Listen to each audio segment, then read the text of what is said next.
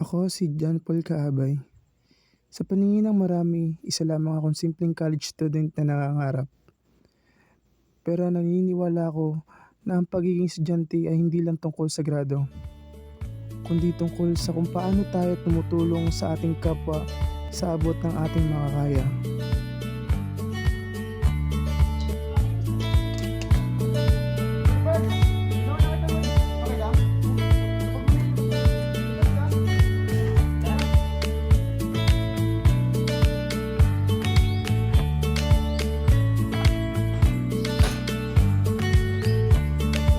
Yan yung bubuhatin mo, Mads?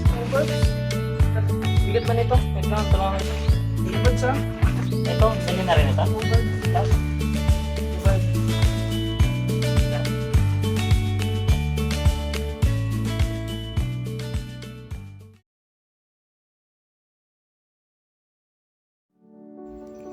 Panginoon, maraming salamat sa lakas na ibinigay mo sa araw-araw.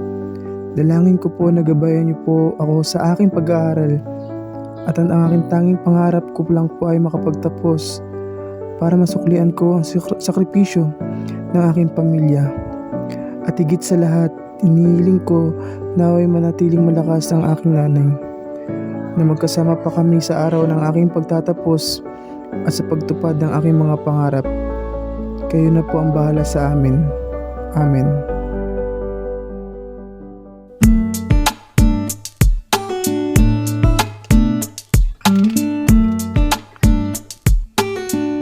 Ang maliit na kalat na pinupulot mo ngayon, malaking ginhawa sa ating kapaligiran bukas.